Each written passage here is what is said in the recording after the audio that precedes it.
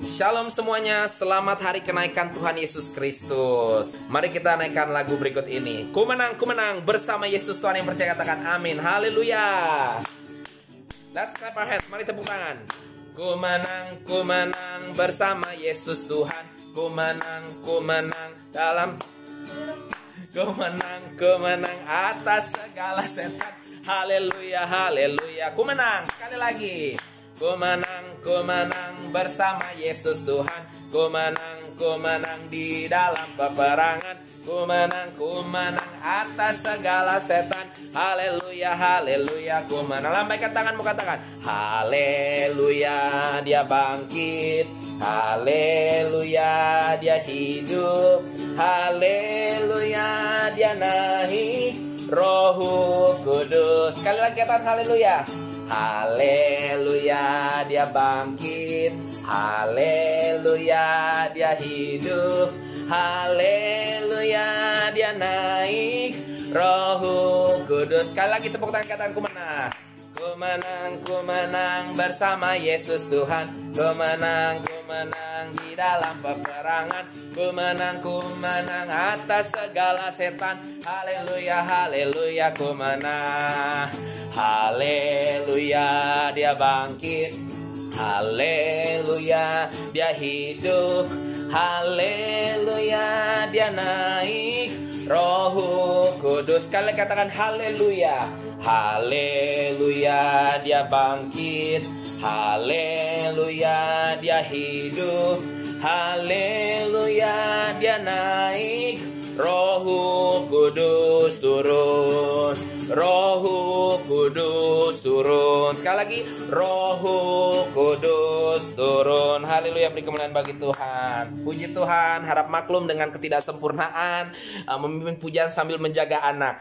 Mari kita siapkan diri, sebentar lagi kita akan dengarkan kebenaran firman Tuhan di dalam Hari Raya Kenaikan Yesus Kristus. Hari ini kita akan belajar 3 poin yang berbicara tentang mengapa Yesus harus naik ke surga. Ayat yang pertama yang akan kita bacakan dari Markus 16, ayatnya yang ke-15 sampai dengan 20. Lalu ia berkata kepada mereka, pergilah ke seluruh dunia, beritakanlah Injil kepada segala makhluk. Siapa yang percaya akan dibaptis akan diselamatkan, tetapi siapa yang tidak percaya akan dihukum.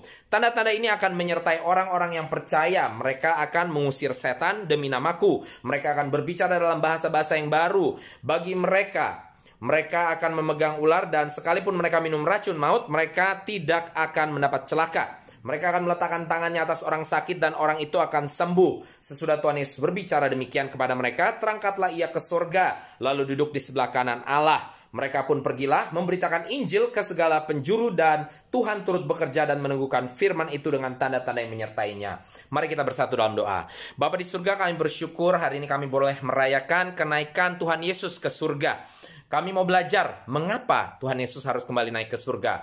Untuk itu berbicara kepada setiap kami Tuhan di sore hari ini Tuhan. Di dalam nama Tuhan Yesus kami berdoa dan mengucap syukur. Haleluya, mari kita semua katakan amin.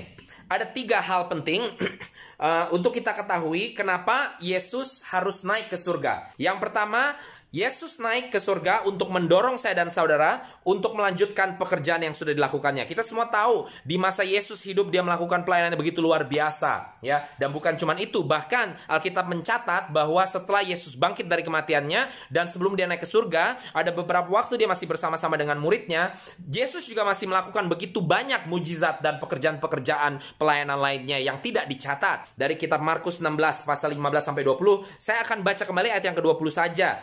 Pergilah mereka memberitakan Injil ke segala penjuru, dan Tuhan turut bekerja dan meneguhkan firman itu dengan tanda-tanda yang menyertainya. Ya.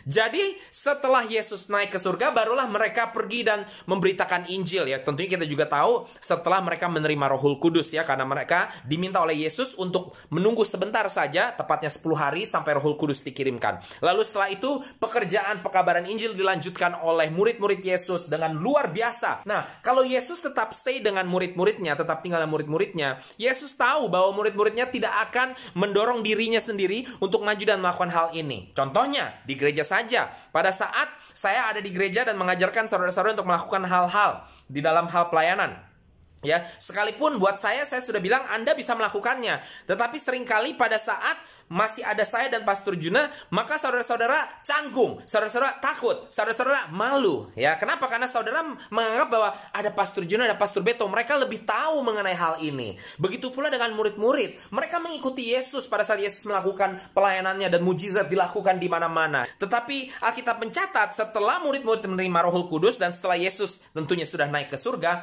maka dicatat bahwa murid-murid melakukan perkara-perkara yang ajaib. Yang dikatakan Yesus di sini, tanda-tanda ini akan menyertai orang-orang yang percaya, mengusir setan, berbicara dalam bahasa yang baru, memegang ular dan tidak celaka. Mereka meletakkan tangan atas orang sakit dan orang itu sembuh. Ini mengikuti murid-murid Yesus. Jadi artinya yang dilakukan Yesus ternyata memang benar bisa dilakukan oleh murid-murid Yesus. Tentunya di dalam nama Yesus. Dan sampai hari ini pun saya dan saudara bisa melakukannya di dalam nama Yesus, saudara-saudara. Itulah sebabnya penting sekali untuk Yesus naik ke surga. Karena kalau dia tidak kembali ke surga, maka Yesus tahu bahwa saya dan saudara ini akan terus bersandar kepada dia. Ya. Jangankan Yesus, lawang gembalanya aja nggak ada apa-apanya dibandingkan Yesus. Tapi kalau ada gembalanya, saudara ya memilih, sudah gembala saja yang lakukan. Ya kan? Semuanya gembala.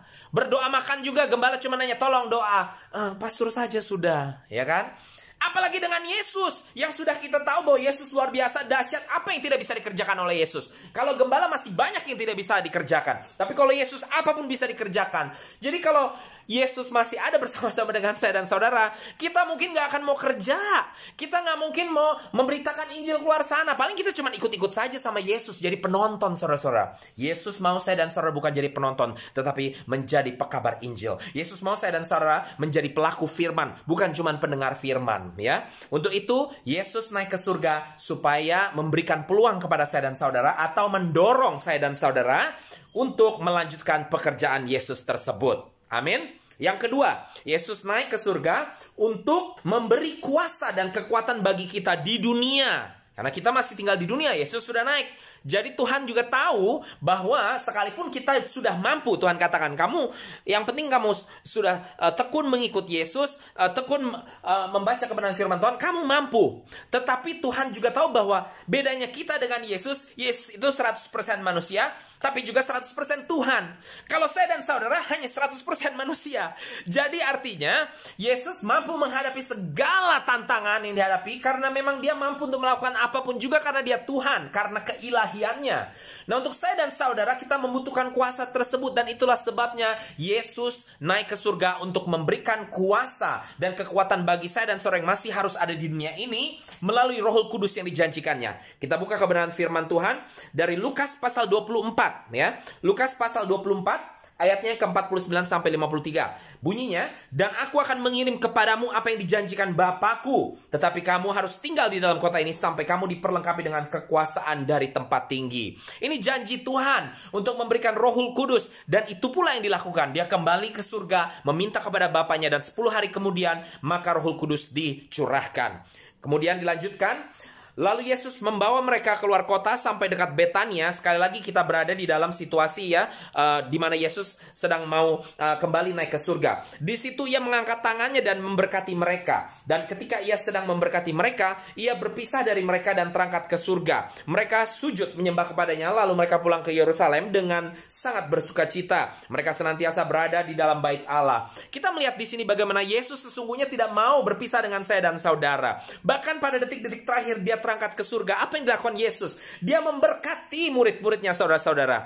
Jadi Yesus tidak mau meninggalkan saya dan saudara. Tapi Yesus mengerti sangat lebih penting untuk Yesus kembali kepada Bapaknya di surga. Supaya apa? Sekali lagi tadi, yang pertama supaya kita dapat melanjutkannya. Jadi orang Kristen yang mau melakukan perkara-perkara besar demi nama Bapa di surga. Dan yang kedua, karena Yesus tahu pentingnya saya dan saudara untuk menerima Roh Kudus. Karena sekali lagi kita ini 100% manusia doang. Jadi kalau nggak ada Roh Kudus, kita tidak kuat, saudara-saudara. Itulah sebabnya Yesus katakan jangan kemana-mana dulu. Diam dulu sampai engkau menerima kuasa tersebut, dan kuasa tersebut pun diberikan melalui Roh Kudus yang ada sampai hari ini bersama dengan saya dan saudara. Untuk apa? Sekali lagi, melakukan perkara-perkara ajaib yang tadi kita baca tersebut. Sampai hari ini kita masih mampu melakukannya di dalam nama Yesus dan dengan kuasa yang diberikan oleh Roh Kudus yang ada di dalam diri saya dan saudara. Itulah sebabnya Yesus naik ke surga, ya.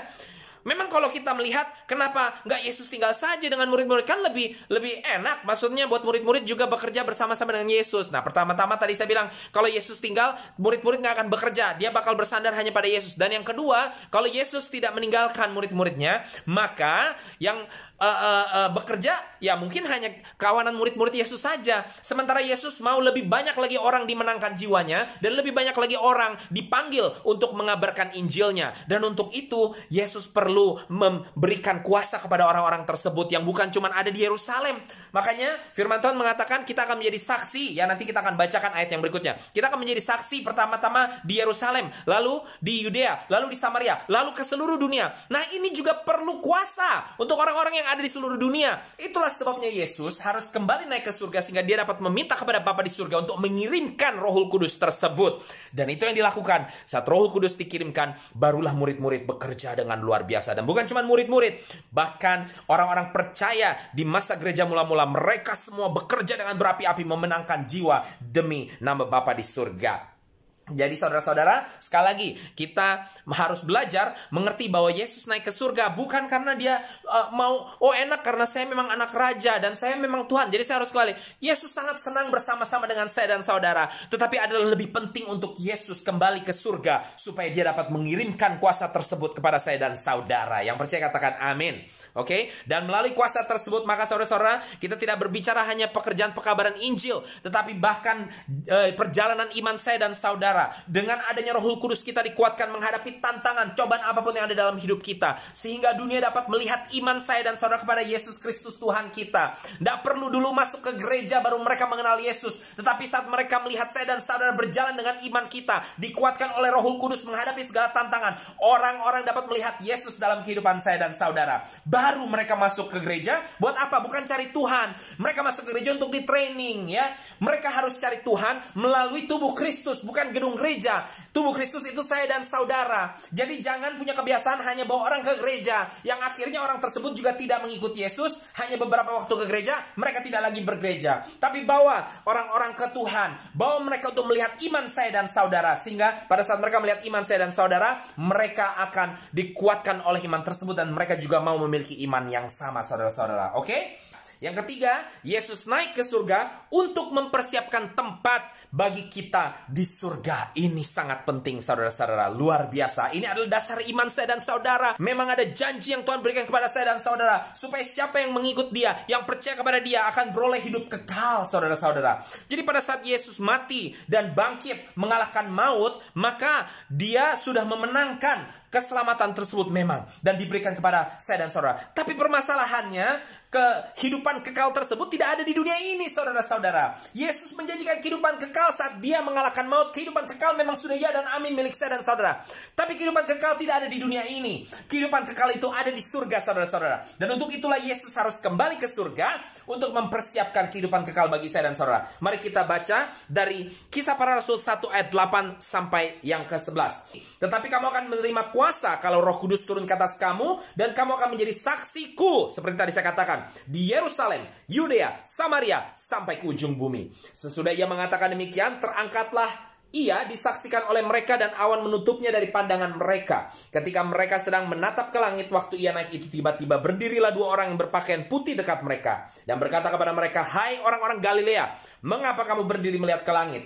Yesus ini yang terangkat ke surga meninggalkan kamu akan datang kembali dengan cara yang sama seperti kamu melihat dia naik ke surga." Ini adalah sebuah janji kepastian, saudara-saudara. Ya, Yesus akan kembali datang pada saat Maranatha. Bertemu, bukan saja bertemu, tapi disatukan kembali dengan kita, tubuh Kristusnya, dan Yesus akan menjadi kepala dari gereja tersebut, saudara-saudara. Tapi sebelum itu masih ada yang harus dia kerjakan, saudara-saudara, yaitu mempersiapkan tempat kita di surga. Di Yohanes 14 ayat 2 mengatakan, "Di rumah Bapakku ada banyak ruangan," saudara-saudara. Saya senang dengan terjemahan King James Version yang mengatakan, di rumah Bapakku, di tempat Bapakku ada banyak mansion. Dikatakan, "In my father's place there's a lot of mansions." Kalau mansion itu artinya rumah mewah, saudara-saudara. Jadi bukan sembarang tempat untuk saya dan saudara-saudara. Bukan sembarang ruangan. Saya membayangkan ruangan ini seperti rumah-rumah di Bali. Saya nggak tahu saudara tahu atau tidak. Kalau di Bali itu mereka punya pekarangan yang besar sekali. Lalu rumahnya tuh bukan dibikin rumah gedung gede seperti itu, tetapi dia bikinnya itu Setiap ruangannya itu bentuknya rumah, saudara-saudara. Jadi setiap ruangannya itu seperti cottage. Jadi ini ruangan nomor 1, ruangan nomor 2, ini ruangan kerja. Seperti cottage, saudara-saudara. Nah, saya membayangkan di surga lebih luar biasa lagi. Kenapa? Karena katanya setiap ruangan yang berbentuk rumah itu adalah berbentuk rumah mewah. Mansion, saudara-saudara. Nah, ini hanya akan ada apabila Yesus kembali ke surga. Sekali lagi, dia tidak mau meninggalkan saya dan saudara. Tetapi sangatlah lebih penting untuk dia meninggalkan saya dan saudara hanya sementara waktu saja. Seperti lagu, selamat tinggal kasihku akan kembali lagi. Aku pergi takkan lama. Yesus pergi tidak akan lama, saudara-saudara. Ya mungkin dengan waktu dunia kita berasa lama sekali. Yesus pergi untuk sementara waktu saja. Dan setelah dia mempersiapkan rumah kita di surga nanti, Maranatha, dia akan datang kembali menjemput kita di awan-awan permai. Yang percaya katakan amin.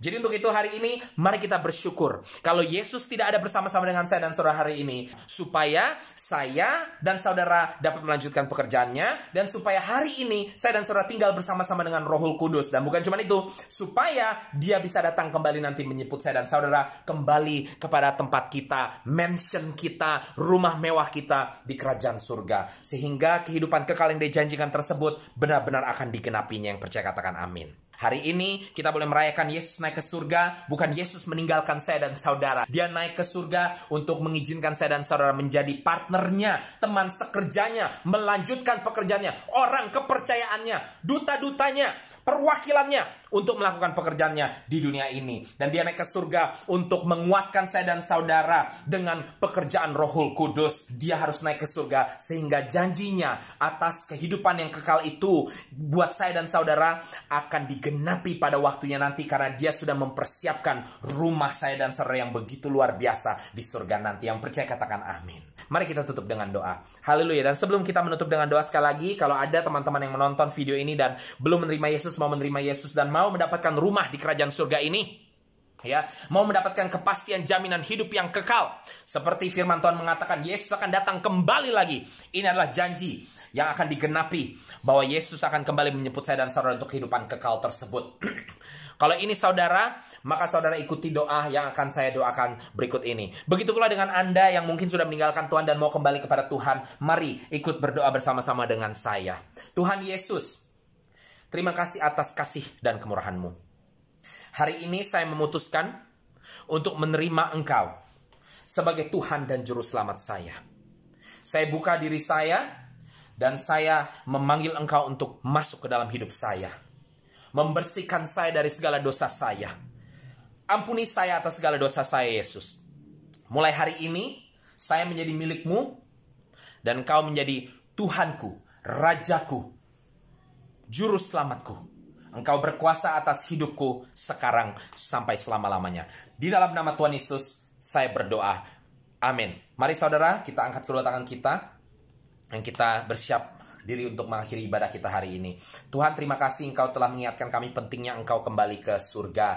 Yaitu Tuhan, Engkau ingin kami melanjutkan pekerjaan-Mu, dan Engkau mau memberi kuasa kepada kami selama kami masih ada di dunia ini. Tuhan, berjalan di dalam iman kami, dan terlebih Engkau pergi mempersiapkan tempat kami di surga Tuhan, sehingga jaminan keselamatan, kehidupan yang kekal tersebut akan sungguh-sungguh kami terima pada waktunya nanti Tuhan. Terpujilah nama-Mu Tuhan untuk segala pekerjaan yang Engkau sudah lakukan Tuhan.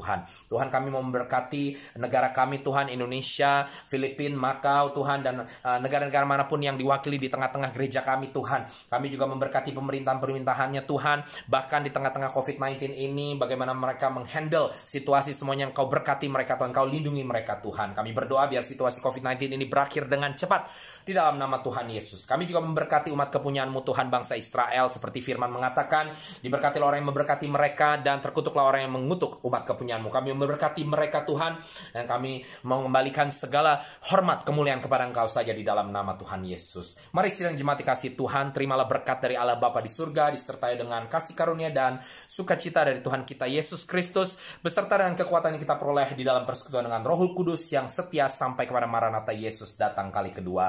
Di dalam nama Tuhan Yesus kami berdoa dan mengucap syukur. Haleluya. Mari kita semua katakan amin. Tuhan Yesus memberkati. Sekali lagi selamat hari Yesus naik ke surga.